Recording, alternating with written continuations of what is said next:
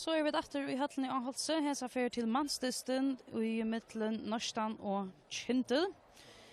Vi var just vært vittne til kvinnedysten, mittlen just sommerfele, og her vann Neistin altså vid 5 mål. Nu er det spennende å se om mennene klarer å gjøre det mot her etter. Hesa beiline nummer 4 og 5 i Astia-talvene, Kyndil i løtning av 4. plass i landskappingini og Neistin av 5. plass. Linja har spalt trutja for i år.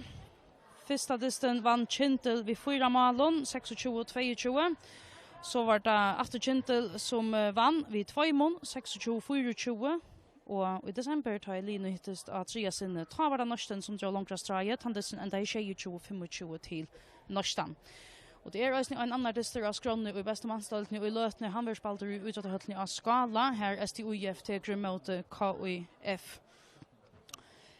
Stetalvan til mannen, vi kan lukke trøyva og henne og nu, men vi bøyer etter at Line kommer av Vøtlen. H1,5 8 li i FTZ og det daltene. Tar han var 22 sti for 16 dyster. KIF har øren plasser, hever 23 sti for 16 dyster. Så kommer VIF av 3 plasser ved 21 stion. Tar og spalt 16 dyster, altså 1 dyst færre enn H1,5 og KIF. Og så Kyndil, Anna og Linon av Vøtlen i det. Av 4. plasset, 18 sti for 16 dyster, og Neistin av 5. plasset ved 16 stion for 16 dyster. STUIF er 7. plasset, tar av 11 sti for 16 dyster, og så det Team Klaksvik, tar rosinan i pilsjendan i mannsdaltene, tar hava 8 sti og hava spalt 18 dyster. Ta fer av vera klorsja Leonon at koma av Vøtlen kvarja løte, her så vi først Kyndils vänner att ha med komma till Julian Johansen och Andreas F. Hansen som kommer här. Och annars ställer någon här alltså Scott Harrington som vänner. Och sen är Roger och Christopher Lomo att de har sett någon. Som skulle tro var ute om Marcellan men vi bor ju efter månaden i höjre att tar Europa nu i tunneln. Jo, här kommer där. Vi domar och någon Gers Hansen och Arnar Dam som ösnat dömt och kvinnodysten för Lötsöjane tar skulle samla stora hesar i uppgärning här i mittlen Neistin och Kyndil. Och tar som manna liene ut det och alltså vi börjar vi Neistin nummer 12 Elias Robeksen, nummer 16 Nicholas Satchwell tar Bayer Malverger och så det nummer 2 John i innestoven, nummer 3 Teitur Magnussen, nummer 6 Rasmus Müller, nummer 6 Andras Johansen, nummer 8 Ronny Olsen, nummer 9 Raueberg Hansen, nummer 11 Herbjørn Lava, nummer 16 Peter Michelsson, nummer 24 Terje Mørsk, nummer 24 Torskjell Mørsk Hense, nummer 55 Frank Askelsen og nummer 74 Theis Rasmussen. Av Kyndils Linon, nummer 12 Jan Paule Toft Johansen, nummer 16 Erlendur Johansen, nummer 8 Thomas Pauli Hansson, nummer 20 Høgne Klein Olsen, nummer 11 David Edvardsen Orsaka, nummer 13 Nils Viggo Niklasen, nummer 14 Hans Archidal Christiansen, nummer 16 Barsdal Klein Olsen, nummer 18 Rekvidal Christiansen, nummer 19 Torvald Abrahamsen, nummer 22 Trønder Vartum, nummer 26 Bjarne Sørensen, nummer 22 Olav av Fløton Victon og nummer 30 Hjalte Mår Jakobsen.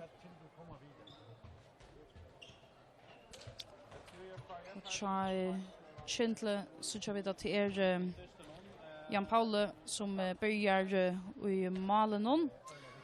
Så då Thomas Pauli här ute av vänstra vånche. Høgne Klein Olsen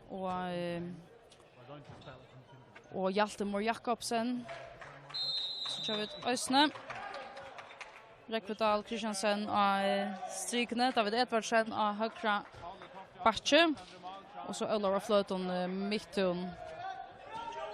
Og Sjaka Barsdal Klein Olsen, som av høgra vantje.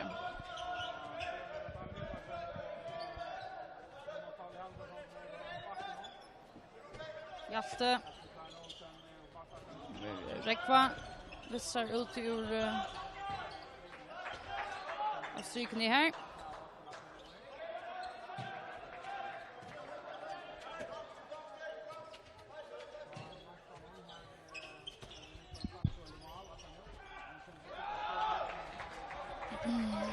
Ja, Neistin någon här. Man börjar vid Niklas Satchwell i Malenon.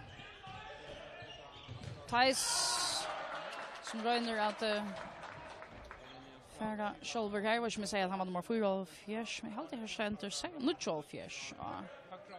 Richnon. Här har man Rasmus Müller av högra vantje. Och man har Frank Asselsen av högra batche. Thais Rasmussen mitt 4.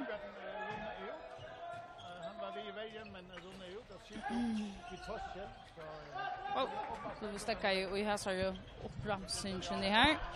Helt filtrar vi all upp någon här David Edvardsen, Niklas Satchwell Bjarkar i nästa mål någon så attlar man nog att sända Anders Johansson av stäm här Høgne Klein Olsen kommer upp på plats och färd vart 4.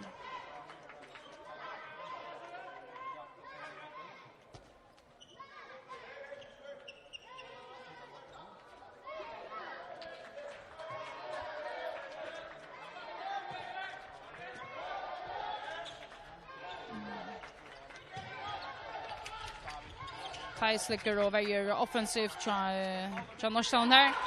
Thomas Paule skjuter nästan i jacknen Niklas Satchwell i nästa mål någon. För alltså inte fäter i Hansson bollen någon.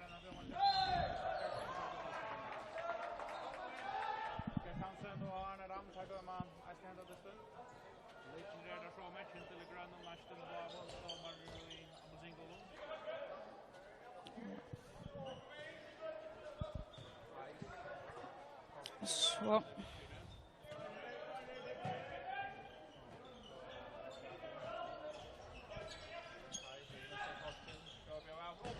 Torskjell här blir simpelthen lofta in i Kyndilsmål någon här som skott någon här. Hinvägen Barsdal Klein Olsen för ökt till 2-0 till Kyndil. Har spalt i smart 30 minuter här i Dysnon, alltså 2-0 till Kyndil nu.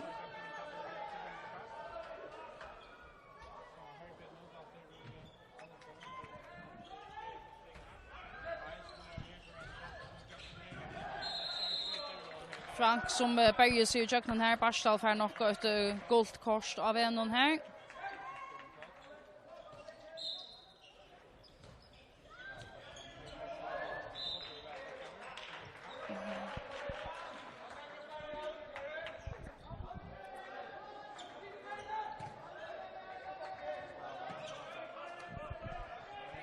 Torskjell av batchen vid bollen här.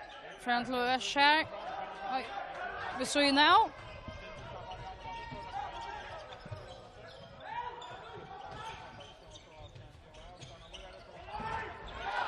Och en fin bjärging här från Niklas Satchwell. Mojni han fick handen av bollen här.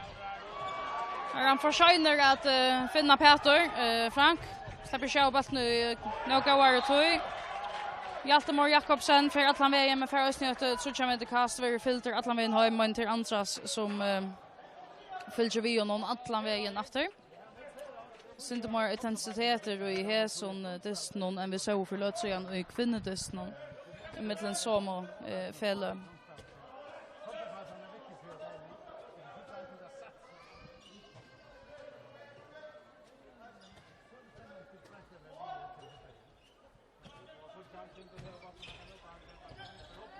David Edvardsen ökar för Kyndil. Nu är 3-0. Neistin alltså framvis så första mål till Gåar. Det är så att han Thais att lära svära efter på en vägen. Tar det inte.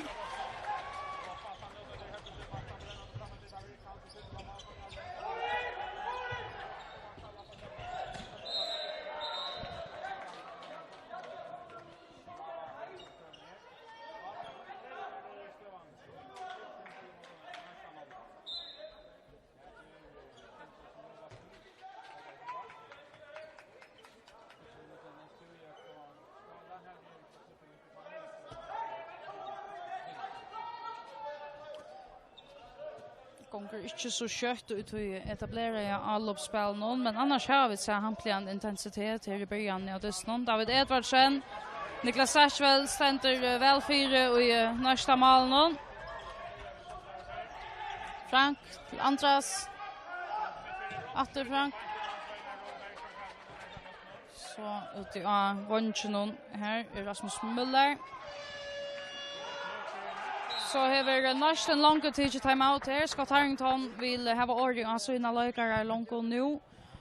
Ikke nek tog i färden till bara spalten för 5 minuter av snir dysten, men stavan alltså 3-0 till Kyndil långt här att börja vi.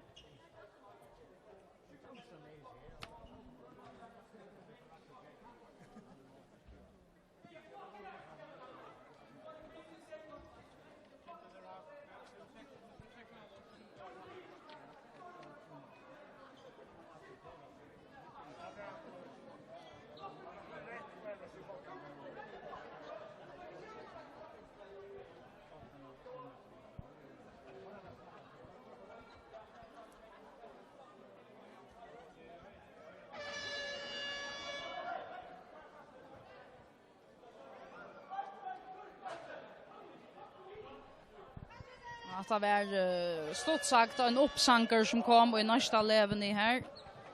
Scott Harrington, vi hörde han alla vägen i Bromvötlen och nian här till Åkara på han röpte, så han har öva Lukas som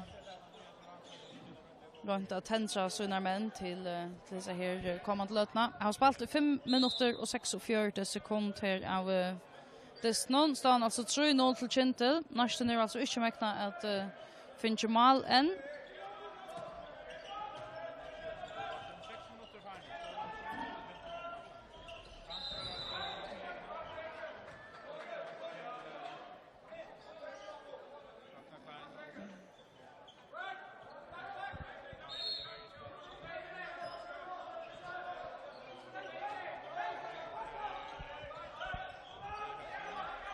Frank för upp shoulder. Här väger Bjarka, Jan Paule. Hjalte. Och David Vissar och Thomas Paula. Hökne och Vansjnon Ösne så väljer jag att dra färgerna ur och istället röna att bygga ett så skipa allopspel upp från början.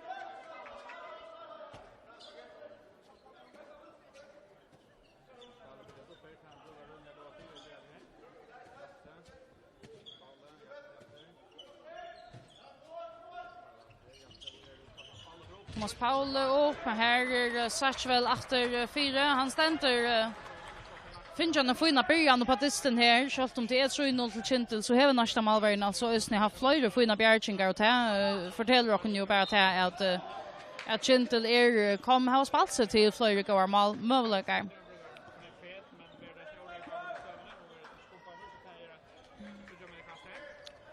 Neistin hinvägen här har de inte funnit här upplagt och liknande till att låta sig här Kyndilsvägarna upp.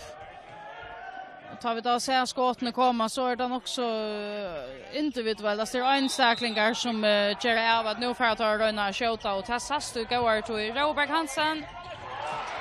Nå högne Klein Olsen och Saga. Men till och med till Sachvel som vill stora med i hans duellen han bjärkar efter.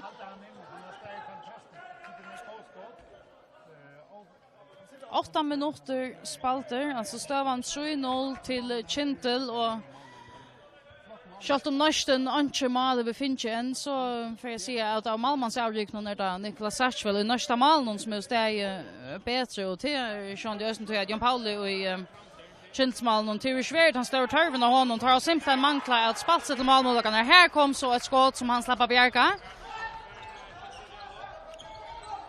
Och hever Ösne sjående tidset som takast skall. Och så att det är faktiskt ärefär. Nu akast det röst Sachvel i nästa mål. Men det är alltså ärefär att det kommer sån skott här. Det ser ut till att han har att Bjarka dem utan större stroblagar. Men istället så ändrar vi skottet nästan så är i köknen och in i målet. Det så vi att det här så för.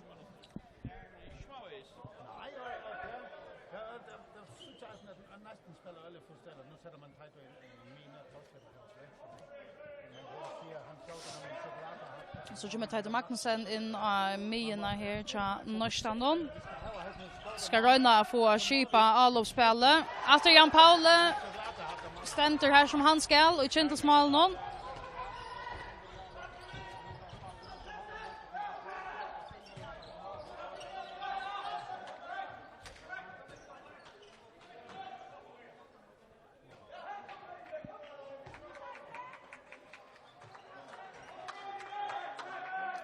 Alltså vid närskaste 20 minuter och Neistin har framvis inte skåra. Tar här var stora troblagare i avloppsspelen. Så länge som Kyndil gör så gott arbete i varje person att få lucka Neistin så väl nyer, men så kommer tar husarna sig om att röna få som frias på sjur i avloppspersonen. Så länge som Neistin inte skårar så det alltså. Och här efter att koncentrera Frank missar bollen och så kan det Högne färra hinvägen. Loppar han upp om och han är innanför i här som battren. Kelar stancherna och för så ner och är innanför i här.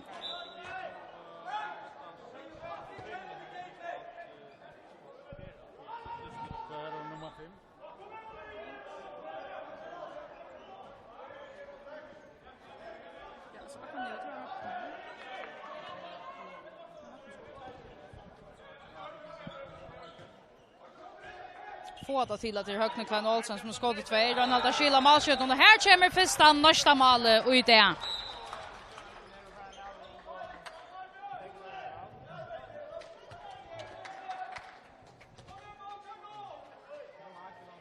Herbjörn Lava vill skrassätter för det första Neistin målet och i det.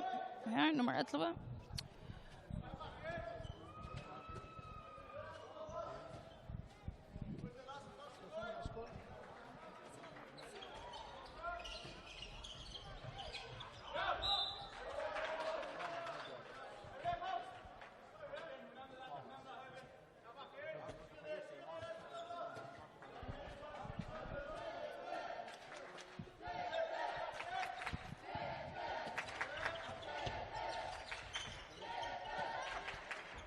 Thomas Paule för allan vägen men skåter för fram vi.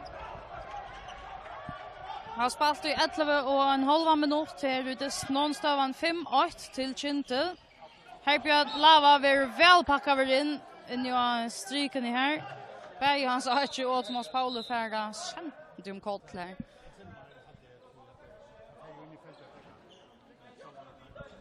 Så att man dömer brottskast och så utlar lite nog långt in i måltöjen och tar vart och här men det vill ju inte dömt det vill ju inte kast i stegen.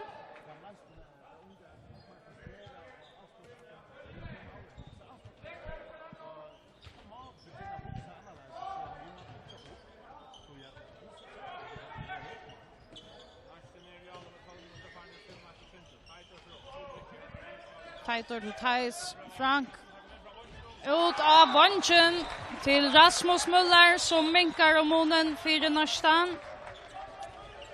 Nu ser det så knappt lite inte friare ut i alla spelen. Alltså för från omgång till 2 mål och på stottat i Neistin och hinner någon Thomas Paule. Hansson.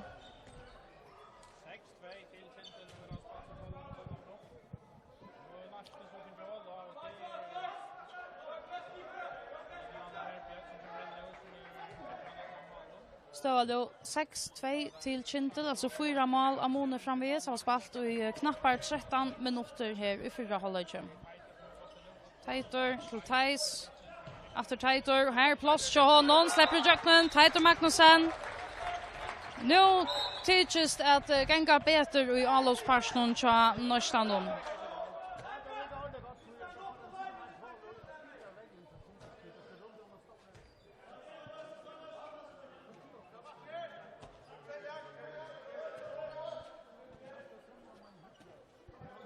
Hjalte till David.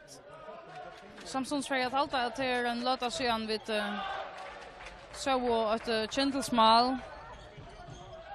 Det var så inte David Edvardsen. Hensa för Teitur Magnussen. Själver upp. Ja, det var ungen troblöjtje till Jan Paula. Jag hade också att skåte kom i en block av en. Hjalte. Själver till David. Barstal ut av vansjen her.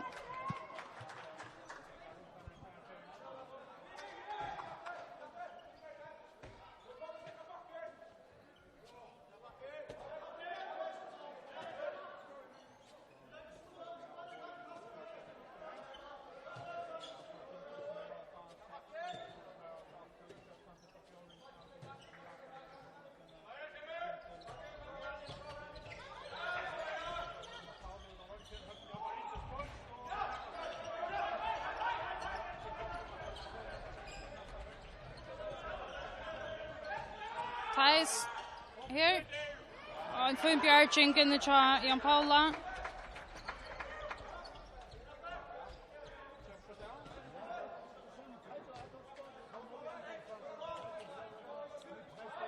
Det gick inte bättre i alla spelen till nästan så igen Tider Magnussen kom in. Han finns kanske inte mer skipa alla uppspel här tar få lät vägen att Kyndil upp så att de kan komma till fler målmöjligheter. Så det här i Kyndils alla upp någon Hjalte.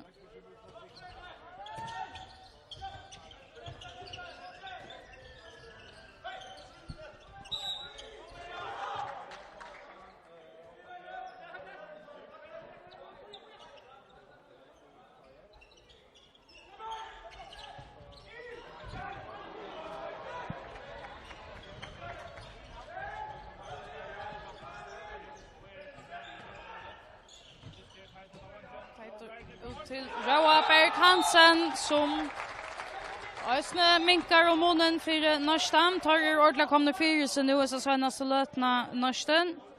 Alltså 6-4 nu så är det alltså bara 2 mål av munnen. Det ser månande fler ut så där man nu. Det är alltså Øsne Kyndil att ta timeout. Vill jag ha ord i sina löjkarar. Vita hur det kunde finna gå gångna framatter.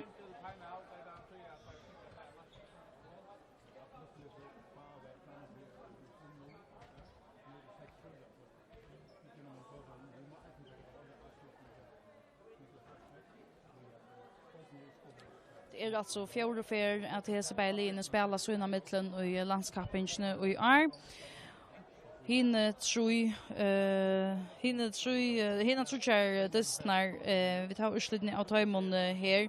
Kyndil vann han första 26-22 och Kyndil vann Øsnet han nästa dysten 26-24 och så i 3 omfärre ta ett nästa Neistin att Aknik var Taimon Neistin vann ta uppkärna 26-25. Kyndil alltså som har haft en öjelig drickvansteg i kapping i dystar gångna till Taimon har strav spalt dyster i nekva viker. Och det ser inte ut till att det var avskador här. Alltså att det kanske inte är i lika gård dystavänjning som flera av hinn och manslinon. Det var ju inte vi i ändan av stebakappingene. Nu spelar jag alltså till upp att det har spelat i knappar 16 minuter. Stövan 6-4 till Kyndil.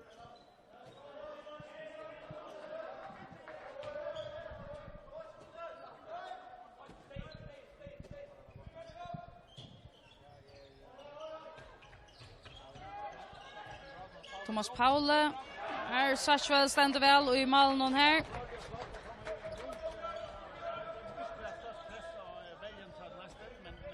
Frank till Thijs. Tider Øsne vi och någon där för så klarar när för skålstöver Rasmus Müller ständer innanför att han maler inte vi känt han gör Ivetrack och tar över Kyndil möjligheten för att komma ut ett kött mot allop. Och en affär är Sashwell och en sån här halvvara bjärging här man hälsar att han har bjärgat och så trilla bollen normal lika väl. Så nu alltså 6-4 till Kyndil. Jan Paul Øsne kommen väl igång i Kyndilsmalen. Hever teach allt det som vi vant av honom.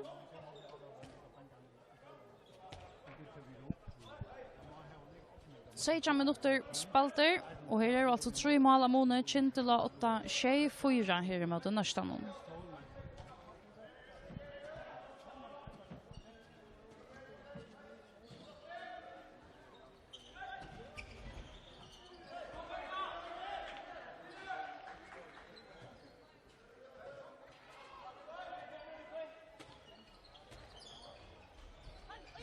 Hjaltemor Jakobsen upp genom domterskott i här. Öcher för Kyndil så är det 4 mål av Mone. Det tycks att det var rikka väl det som tar av avtala i timeouten och Janne.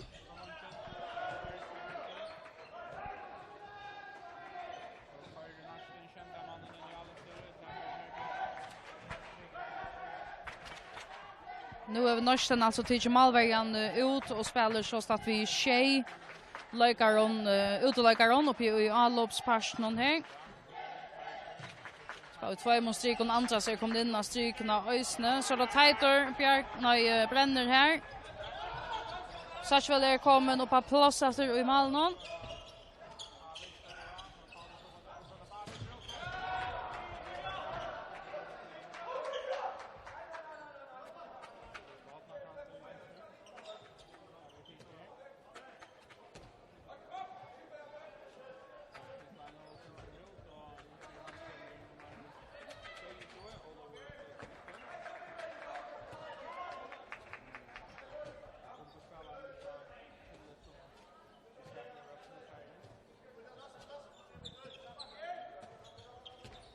Hjalte.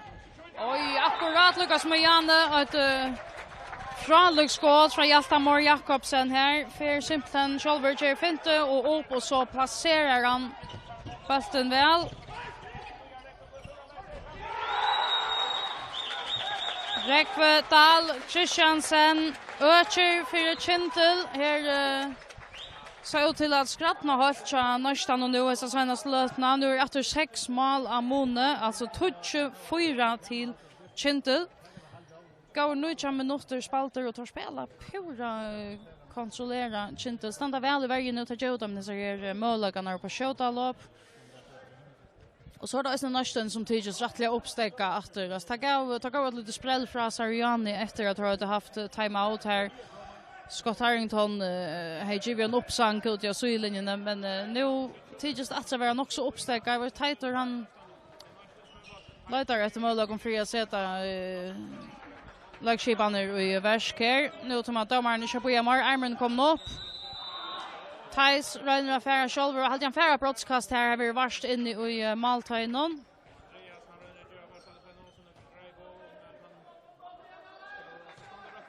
Brottskast till Neistin. Här har vi Raueberg Hansen här.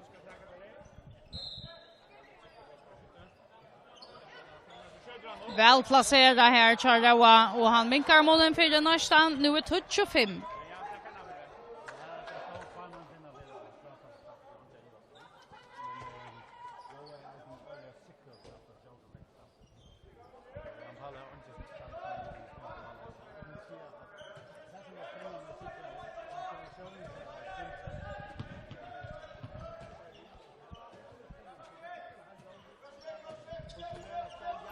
Hjalte till David. Ja, det är blockaren som rättar av här av ändon. Så ser Thais Rasmussen ut till att ha finch en snott. Här vill Ösen kalla efter hjälp på ena vägen.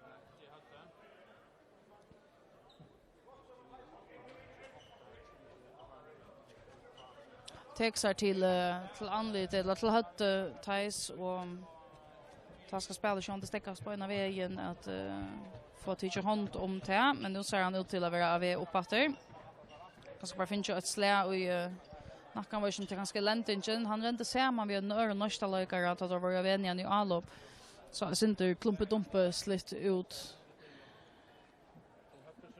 Här var spalt i knappar 21 minuter här i Disney i mitten Neistin och Kyndil och det är Kyndil som är 8 vid 5 mål 25.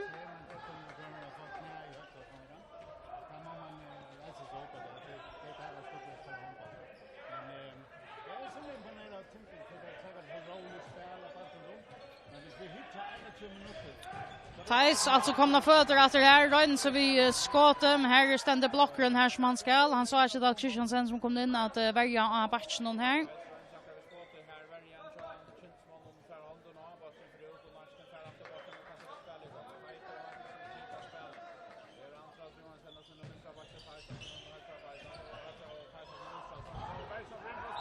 Raueberg Hansen minkar om honen för Kyndil. Han säger jag har alltid 3 mål i det. Barstal efter Öcher.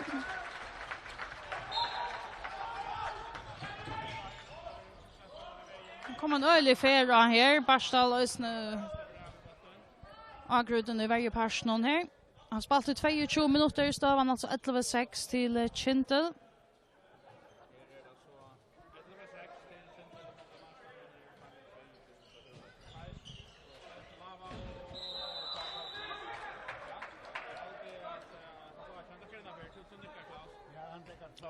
Brottskast här till Neistin. Vi är värst inne i Maltöjnen här. Det är efter Rauberg Hansen. Det är synd en endetöka av det som händer i Janne. För så man skorar efter.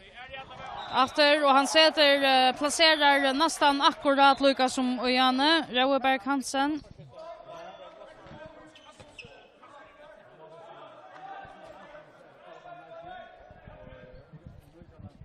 Och svikaliga trycker Rauberg Hansen. Det är alltså skottet bäge till brottskosten som han över sloppen framåt i det och i Malle. Så är 11-6 till Kyndil. 6 minuter efter av förra halvlek här. Hjaltemor Jakobsen släpper inte till skott här. Inte ser något ett brottskast. Har vi glömt så kommer ett kaststein 4.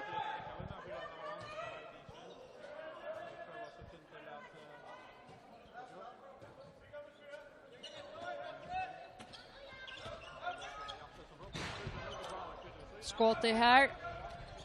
Kör Hjalta, bräster i ståncherna. Andras. Släpper alla vid en tjöknen här, men Jan Paule ständer pura cool och bojar in i Malnon. Och Rekvedal, Christiansen, Öcher för Kyndil.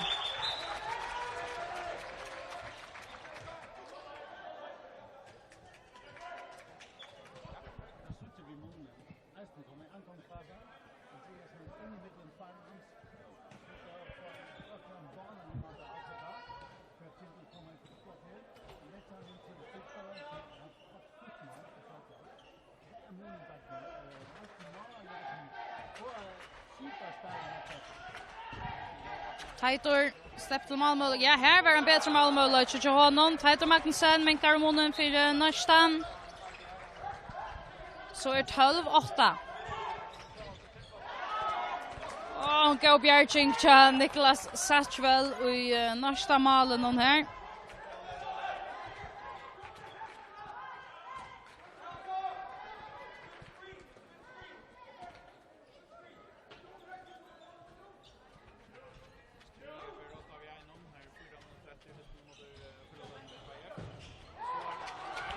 Thais Rasmussen Neistin synder avtaler rönner att smäcka till utifrån till kanske det som känner Neistin allopne tar ringt vi att släppa till goar Malmö-lagar och tar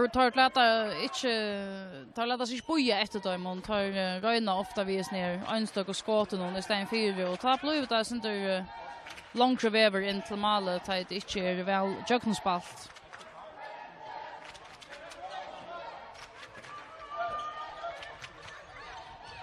Hjalte Borg Jakobsen för fintande halt in och Öcher för Kyndil. Och här en affär så kör vi han är pressad över här Thaistein skjuter Barstal i hinnan någon kommer Sashva väl ut och Bjergar.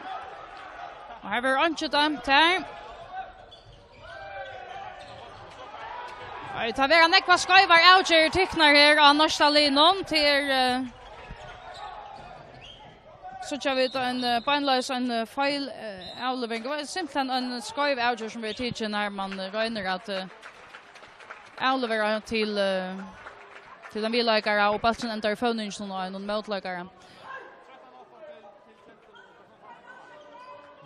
Peter Mitchellson vill rösna kortar ut nu i 2 minuter, alltså Neistin och Minnelota i 2 minuter.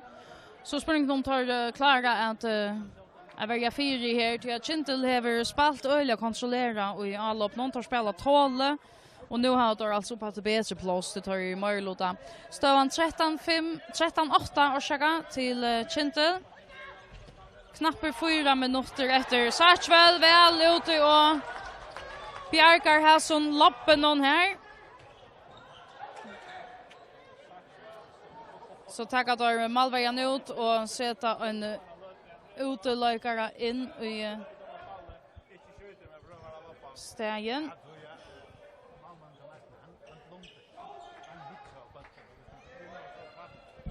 Och nu alltså Torshäll Marskentse in i A-batchen kommer in för Thais Rasmussen. Teitur här välbjärkar Jan Paula. Mali vi uppe till Kyndil, nej Neistin nu Samuel kommer på plats efter. Tar Jeva sig goa tui och i alla upp någon Kyndil. Det har då just Atlantaien. Tar han var inte har spalt ölja kontrollera.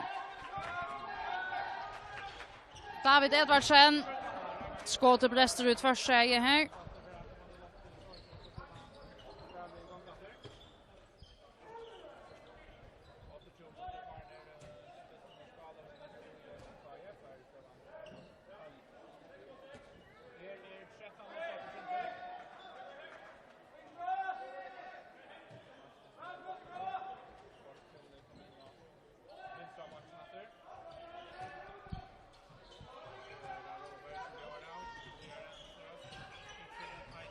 Teitur till Andras. Här öliga tjukt fyra och i Kyndilsvägen här. Thomas Paul rönner att släppa skjuta här. Så hade det Hjalmar Jakobsen som får guldkort här i Kyndilsvägen men tar varvade bollen Kyndil. Släppa nian och i Alop. Går 2 minuter efter att spela här i förra hållet står han alltså 13-8 till Kyndil. Thomas Paule släpper av stäv i hans bollen och ökar för Kyndil. Nu står han 14-8.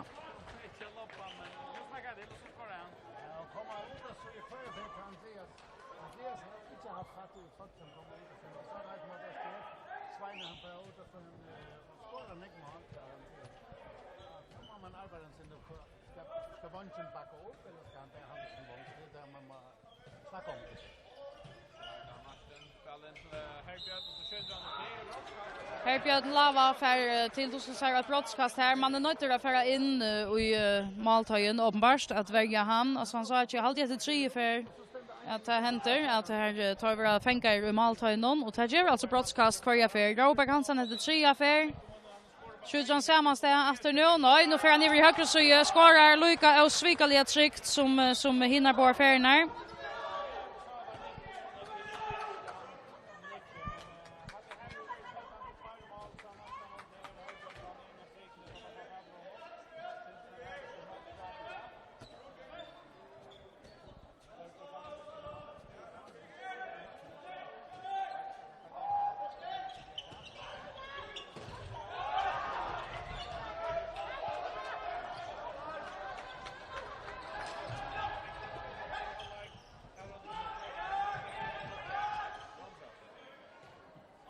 Tredje sekunder efter här av förra halvlek. Så att om Neistin klarar att minka om munnen är en färre väg till halvlek. Stövan är i lötna 14-9 till Kyndil. Teitur till Andras. Torshäll av vänstra backe här. Upp och skjuter ett skott som kommer mitt av Malvägen här. Det var Torshäll öliga gåa tog. Skottet fram vi här. Tja Thomas Paula. Så var det skott i hinvägen för att röjna Arden tojen var färdig. Men här gånger tojen ut och halvleikor ut i snundet mellan Kyndil och Neistin här. Kyndil har 8-14-9 och vi var efter vid 17 halvleik om inte så långt.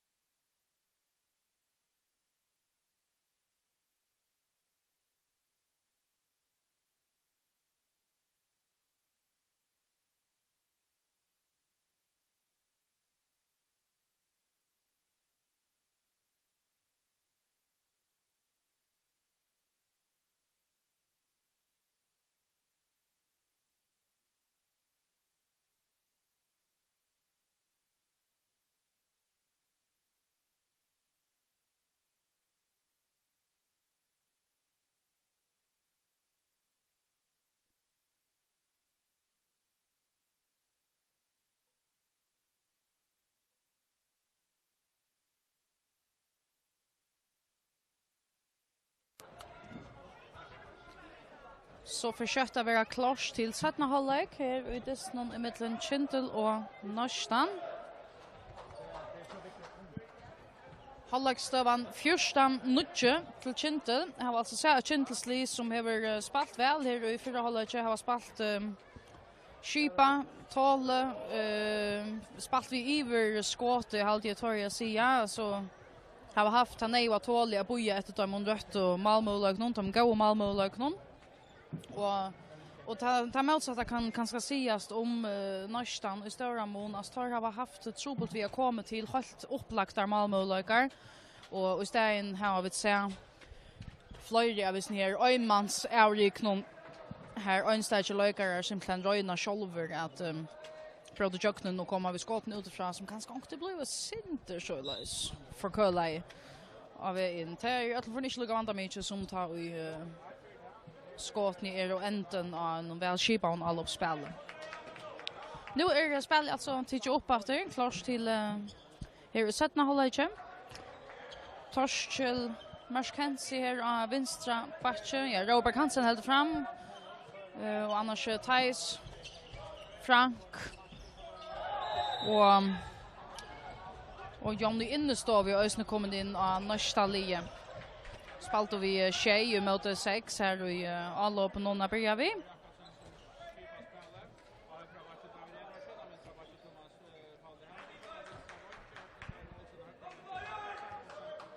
Kyndil helt rösne fram vi så om manning. Barstal var inte någon David, Abach någon hjält mitt fyra och Thomas Paule av vänstra backe, Högner Klein Olsen av vänstra vanche och så är det Rekve. Dal Christiansen in ja strikone heter börjar uppställningen och snöcha Kyndil.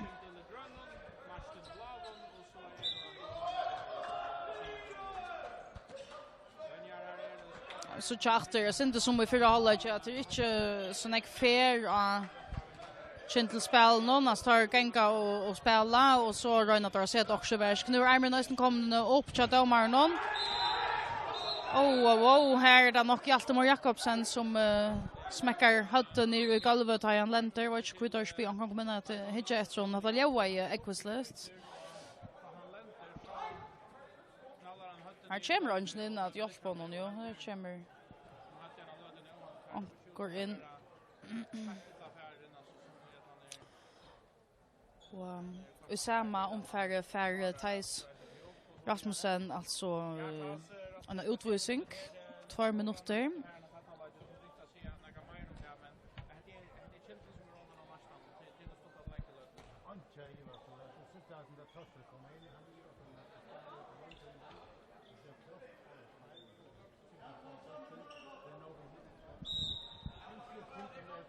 Så spelar jag efter det upp här.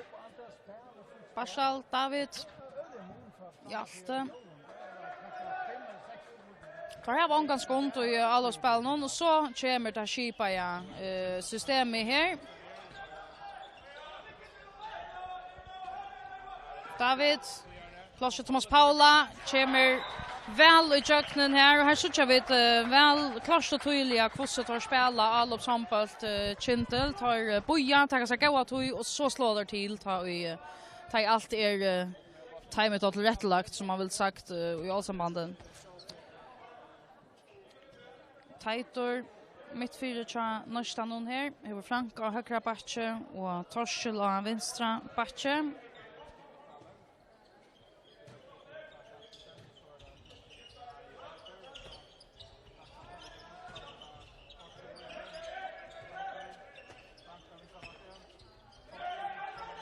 Torskjell släppte skott här, väl placerad, lumpar Jan Paula och i Kyndilsmalen och minkar munnen till 15-20.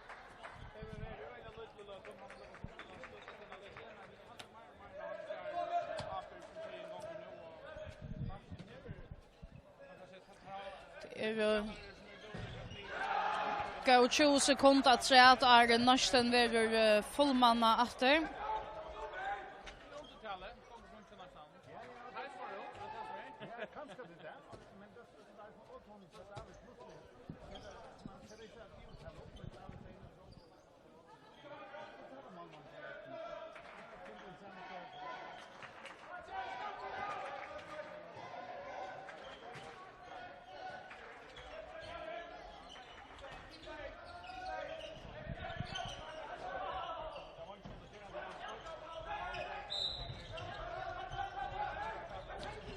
David Edvardsen här. Thomas Paule håller efter räckva av strykene och Elvinchen fer fram vid honom. Istället kan Neistin pitcha upp. Här så kommer Thais Holm Rasmussen innatter så jag vet kommer att spela mitt fyra här. Torshäll framvis av Batchenon.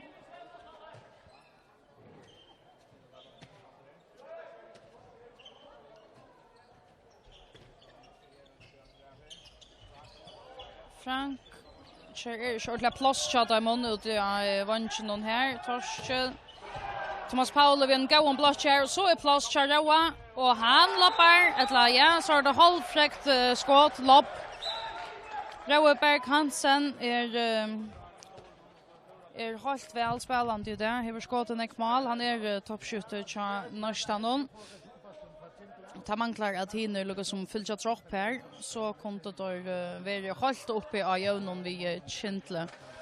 Men 4 mål av månen nu, 15-11 till Kyndil här mot Neistin. Han var spalt i knappar 5 minuter av 17 halvlek.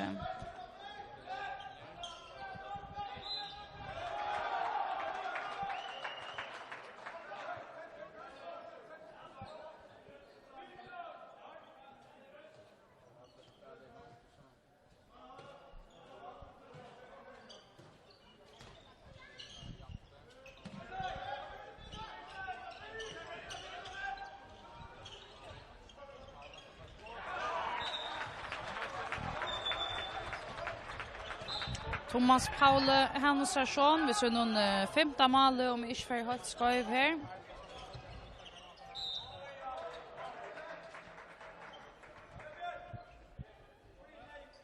Här bjöd vi bollen här.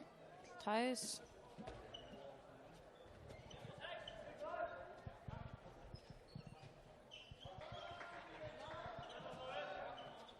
Så får vi Rona Olsen in av stryken av Øysene til Neistin. Hon spelar vi 2 mån stryk och spelar hon utan målvärja.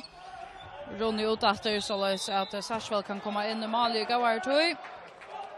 Herbjørn Lava, det samma uppskrift. Tar spelaren in till Hansara och han sa inte och tar in I strykene til Kyndil. Tar ända in I måltøyen och efter kvarja fer. Herbjørn tar klara simpelthen inte halt honom. Och tar djevet av mån brottskast här. Kyndil rönner att sätta Erland Johansen och ge Mali och Stein Fringan Paula till detta brottskaste. Men det är nog som av vår Roeberg Hansen som för att skjuta.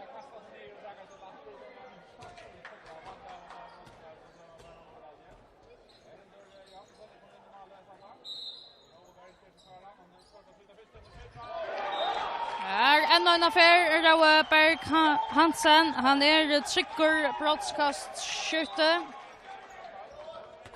Så 4 mål av Moni här, 16-12 till Kyndil.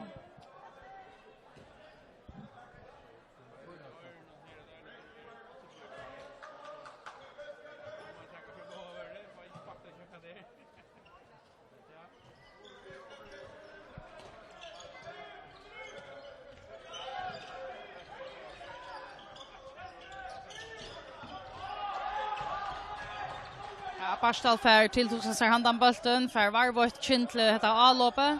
Thomas Paule vid undranskåte. Etnast inte helt så väl för fram vi här men tar varvåt A-loppet Kyndil.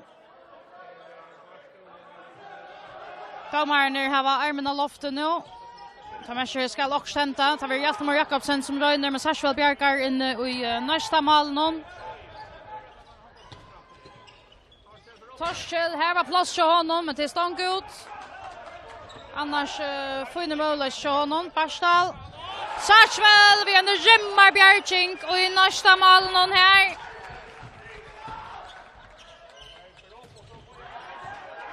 Han har sannliga synlot och att det är så frätt som det är. Neistin. Nicholas Sashwell och I mål.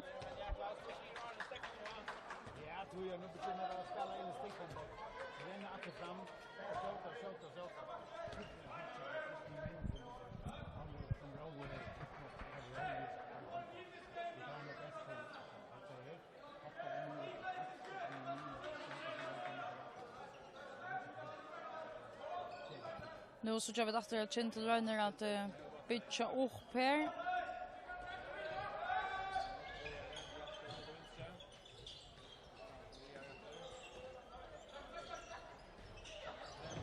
Hjaltemar Jakobsen, ett fint skål från hans här hånd här.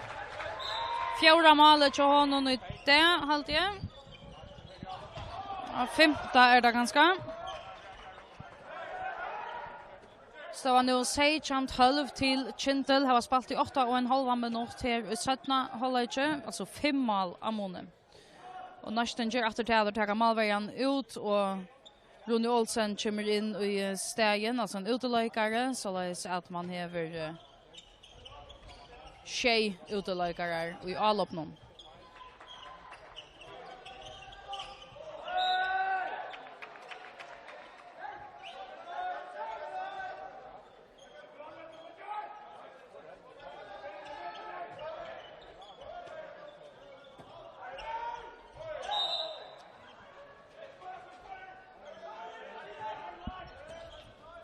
Thais, vi omtrådsskåtet som fer fram vi.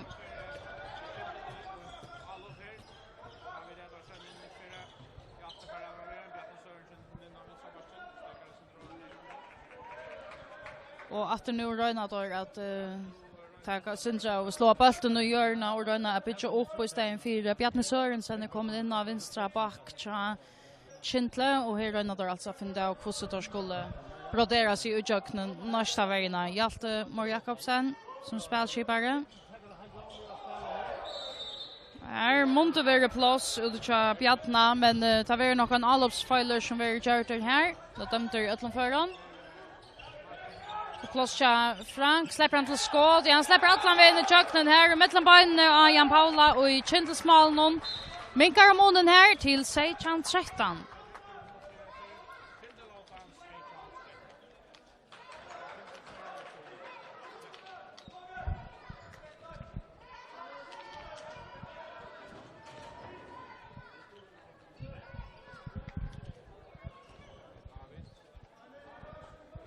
har spalt i 20,5 minuter og 17 halvlek av dysten her. Støvan 16-13 til Kyndil.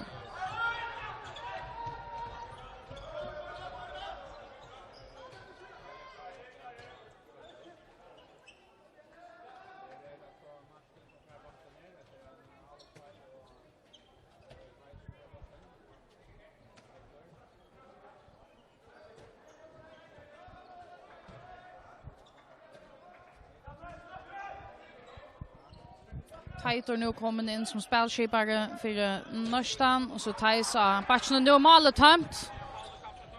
Ja, Batchen för mål här. Jan Paule Toft Johannesen Kyndils målvägen ösne av måltalverna här. Ökör till 18-13.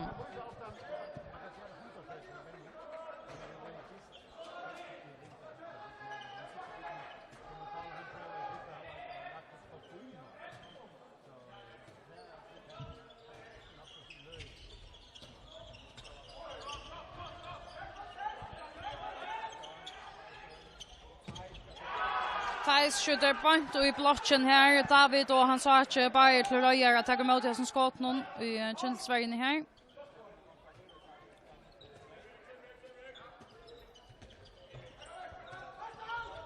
Teitor.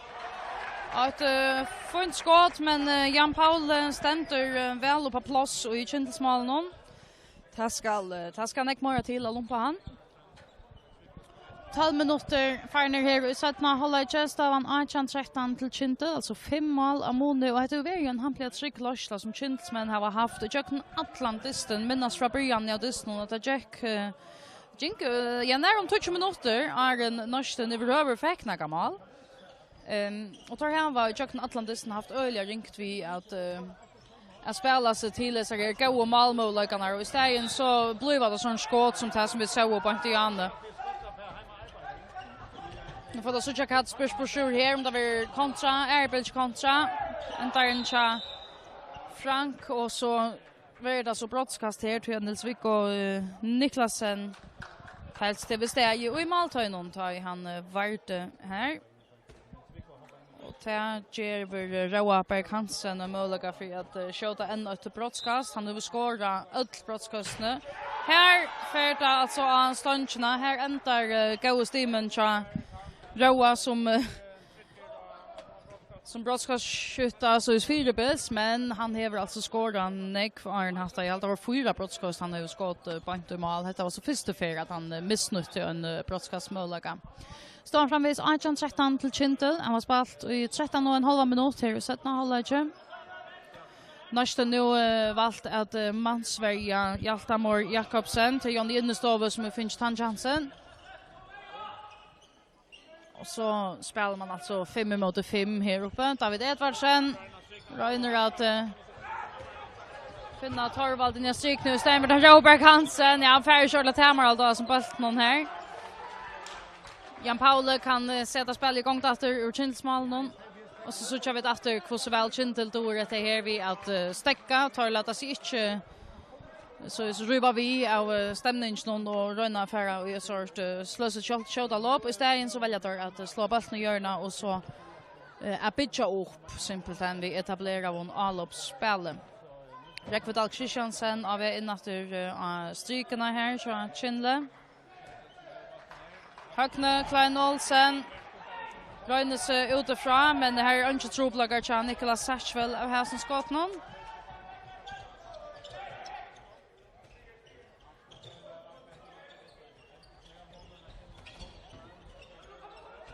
Teitur finner andra sinja strykna. Tvärsreja hjälper Kyndil i häsaffär. Till Rösning en sån stång ut över till Neistin.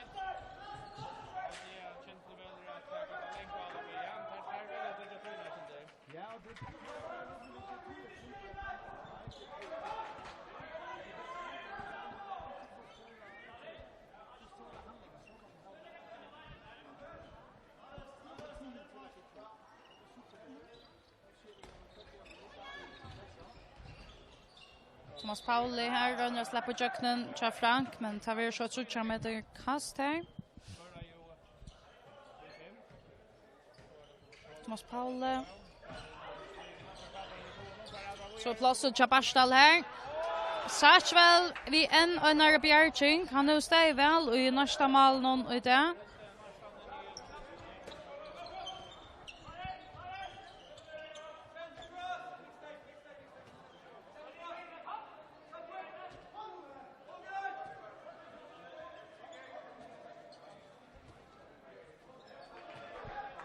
Har spalt i knappar 16 minuter här i 17 halvlek, alltså 14 minuter efter att spela av Dysnon. Och här släpper Tyson Rasmussen alla vägen i jöknen och förminka om månen för Neistin.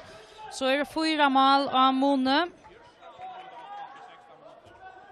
Alltså första målet till Tyson i det. Kört om, nu har vi inte talt på så ofta han har skått, men här har vi nog snäck skått på mål. Så nu kunde få han igång så kan ta böta månader omstående till Neistin i Häsendysnon.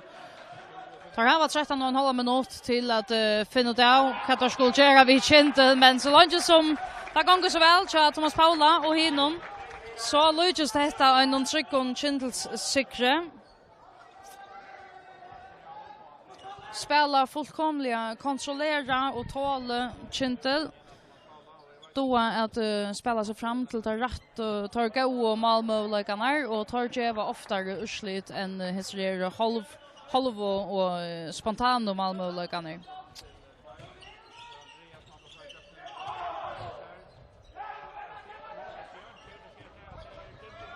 Barstal färne skjuta lopp här. Öcher så är det 6 mål av måne. Barstal, Klein, Olsen. 3 mål till honom i det.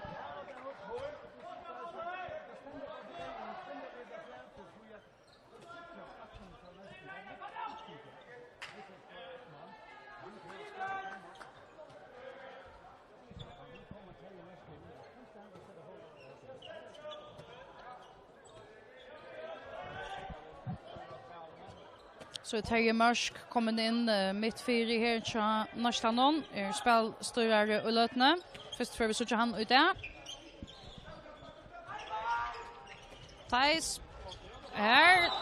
Så är kommen av Thijs Rasmussen. 2 mål nu på slutet. Minkar månen nu är 5 mål av månen, alltså 20-15 till Kyndil. Här är det Trojnbergarna undan där mån 12 minuter efter han spelar.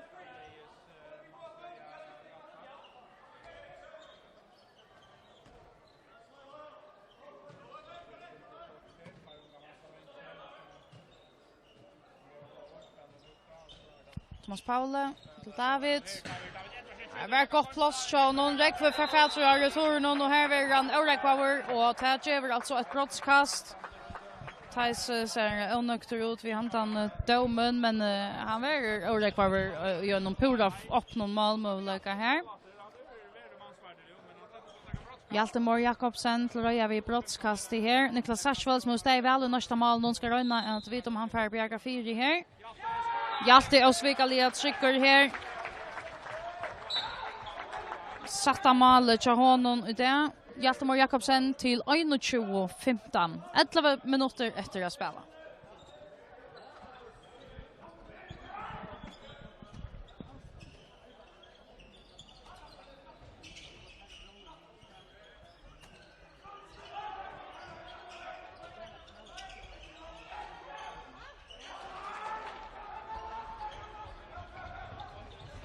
Flera möjligheter här. Chattar Montavirt av Edvardsen som själver fer. Skjuter och skorar. Och så är Kyndil alltså 8-6 Malon. Och det är pura uppstäckat som Neistin och Lötne tar Anna simpelthen inte vad de skulle göra.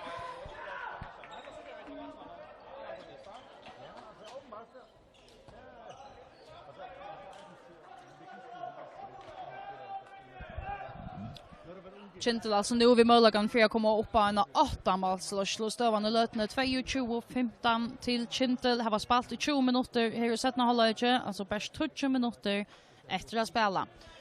Och här för Neistin nejvarna komma att tror jag att det är spurningen ver så hur så stor syren till Kyndil verer. Thomas Paule att först säga Thais han länder innanför men han väljer där inte att göra näka vi domarna.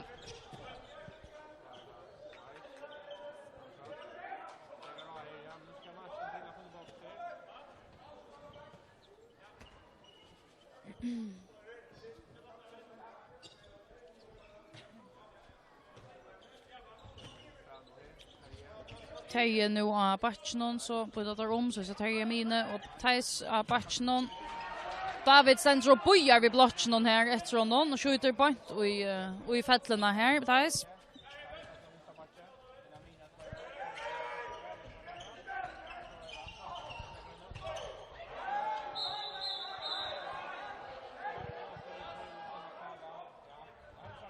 Två minuter till Thomas Paula Hensersson.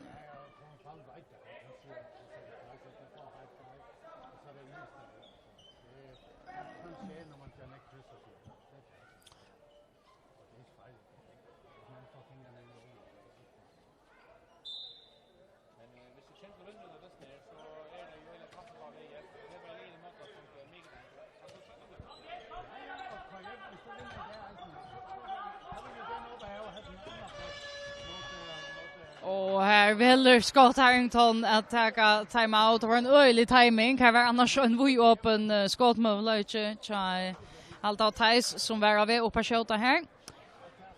Det släpper han så inte. Nu ska han först ut och höra för att Scott Harrington, vänjaren, häver på hjärsta. Timeout här står han alltså 22-15 till Kyndil.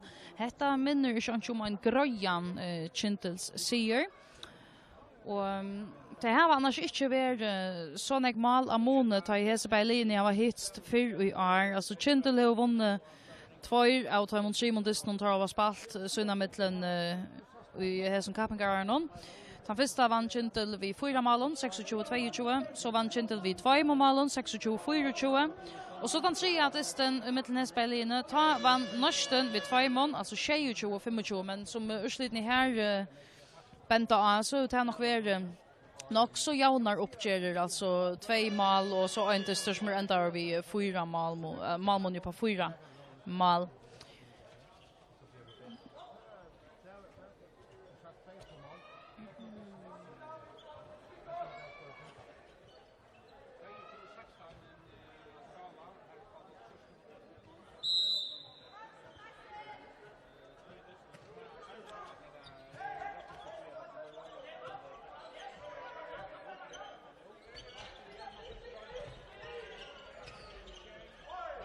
Ronny Olsen, ja, strykne, fær og sin tid til å se et brottskast her. Som David Edvardsen kommer till att välja in i Maltajnon. Tack han morgon så vara till det. Nu blir det inte Roberg Hansen som släpper skjuta i stället blir det Rasmus Müller vid 6-talon av Rytchenon tja Neistin.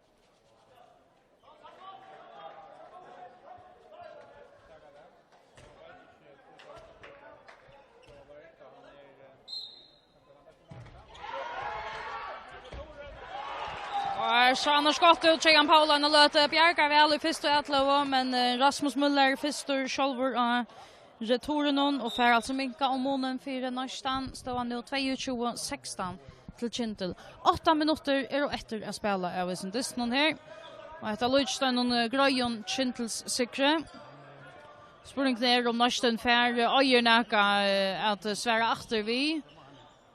Om tar bara skulle röna att pinta som frejast och bara ett urslit. Jag vill söka här till nästan pura outarna så som man kan fära fram vid nästa vägen.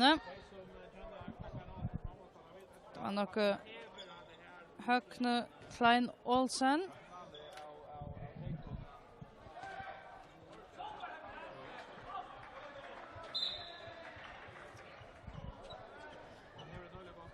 Trea målet till Högne Klein Olsen i Hesson Distnon. Thomas Pauli Hansson och Hjaltemor Jakobsen har skott 6 mål i pars för Kyndil.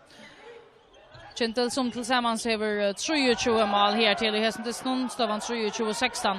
Här väljer man inte att döma näka som helst. Självt om det så kanske inte bollas lite ut tar Rasmus Müller för in här.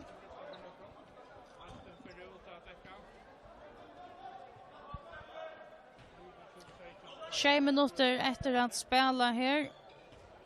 Neistin framvägs vid Mansverge och Hjaltemor Jakobsen. Så läser det honker av ja, i lötna Bjarne Sørensen och Barstal Klein Olsen att skapa möjligheterna.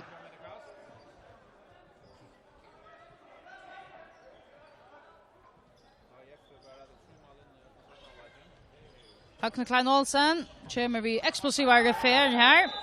Ja, här var några brottskast här tror jag att Terje Mörsk kommer att överräcka Barstal Klein Olsen tar han av in att skjuta så han också flyger ut Barstal och tar den också grått att to överräcka här så blir det brottskast och i som för en ösne 2 minuter ut till Terje Mörsk. Hjaltemor Jakobsen släpper på i här. Brottskast. Och så var det när vi har hantant här så man just nu av någon men Hjalte vinner här duellerna. Tjej mål. Hever han skottet. Hjaltemor Jakobsen. Och Kyndil vi tillsammans 24 mål emot 16 tja Neistin. Går 6 minuter efter att spela över ner Distnon. Det är faktiskt bara en spurning om att få att höjna gänga nu till att ha varit Kyndil som för att vinna här till Utlunch Nevium till.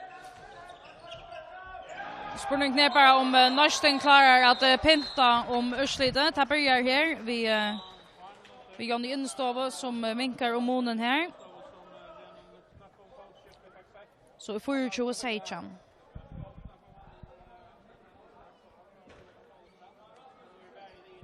Och nu Högne Klein Olsen som vi rekordar ut i 2 minuter. Framvägs en god minuter efter av utvisningen till Terje Mörsk. 5,5 minuter efter att spela här. Kyndil 8, 24-16. Så tar Julian Kyndil, vänjaren Kyndil, alltså time out här.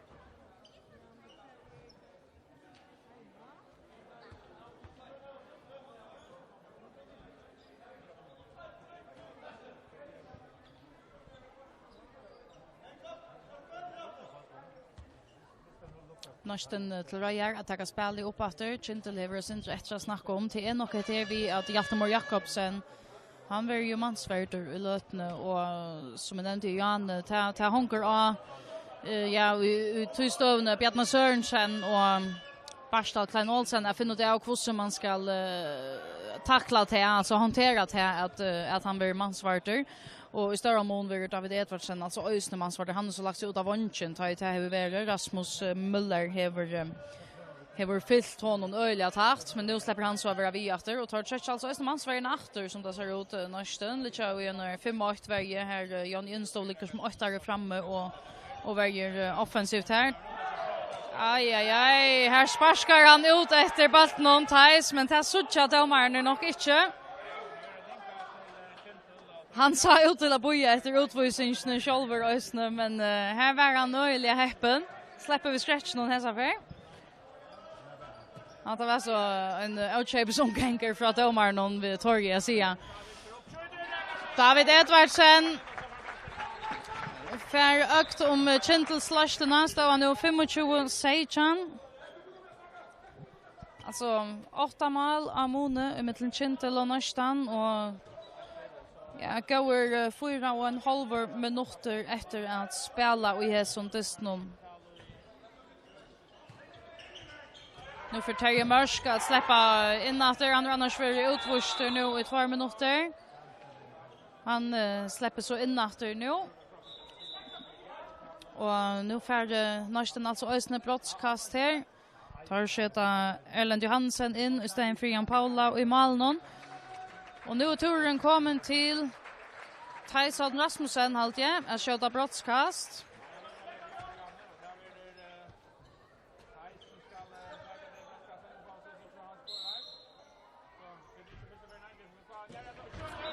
Ja, ta färre mål, skjult om Erlend Johansen kanske häver fingrar till spusharna av skott någon här. Så för han fram vi. 3 mål John där Tyson Rasmussen. 4 minuter efter att spela här. Kyndil 8 vid 6. Står han 25-18.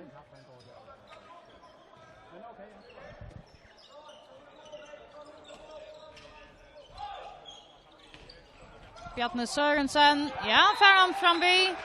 Väge och målväge här. Och för ökt efter så läser Kyndil 8 vid 8.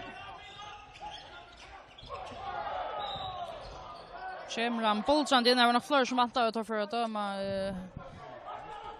döma Allops foil här, men Neistin släpper av arbeta Allop i här.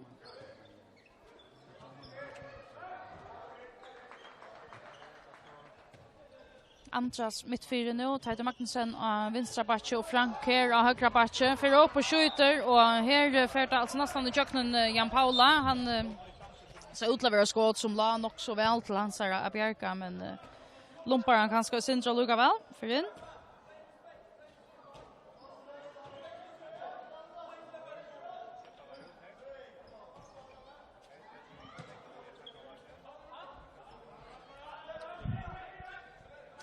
Bjarne, David.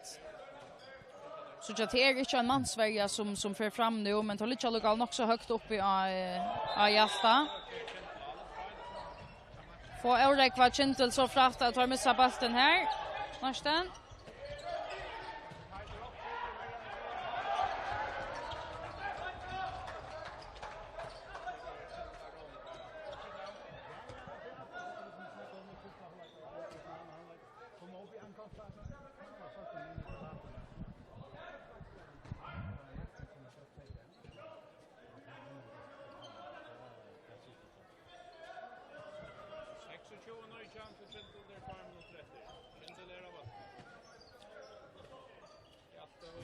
Två minuter efter att spela här står han alltså 26-19 till Kyndil i mot Neistin.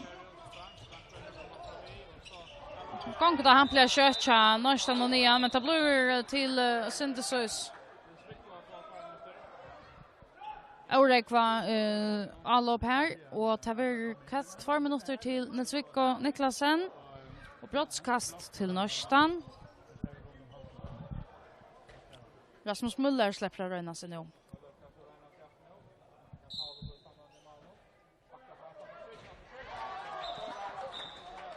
Ett fint brottskast här, Rasmus Müller. Så det alltså 6 mål Moni här. 26-20 till Kyndil. Halver andra minuter efter att spela av Manshondbóltsdystur här. Och det har helt från dystar början varit grått att Kyndil var om man och tar ha 8 månader i kökten Atlantisten. För det visste jag en evighet är Neistin i bror fäckna gammal i Manshondbóltsdystur. Och så jag tar här att det haft ilt vi att spalt väl skipa och väl körande allopspel. Och i hinna ändan hon har Kyndil då väl att boja efter att de rött och målök någon tar av i alloppen. Vi där i sista minuten av lagtøyene nu. Domaren har armen av loftet så här ska hämta akkurst. Sarsveld Bjergar alltså skåten hon här från Barstal. Så kan Neistin pinta om urslit i här i ändan någon Rasmus Müller. Nej, stänkarna vill jag helst inte hjälpa Neistin om i det. 4 sekund. Här var det nu Kyndilsmän till att slå sista semen i kistorna här. 6 mål Moni nu. Spurning ner så om det ska uppa tjej. Manshondbóltsdystur är liver.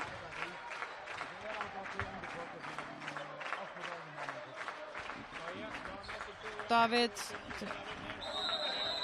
Ja, så var det fet dömt mot Kyndil här. Så är det ganska Neistin som släpper att pinta upp på urslitet. Teje, Andras, Frank. Ja, här kommer det sista målet i Dystur i det. Frank Askelsen släpper att skjuta till. Och Dystur alltså lever här i mitten Kyndil och Neistin. Kyndil vinner vid 5 mål, 26-21. Och det var grått helt från början att ha bättre för Kyndil. Vi får att få samröver vi lajkarar nian här. Spurning ner om vi får att han är på en av vägen. Ett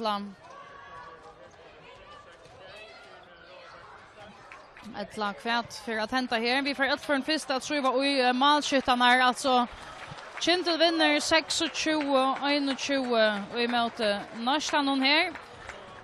Kyndil skjuter Hjaltemor Jakobsen 6 mål. Thomas Pauli Hansson 6.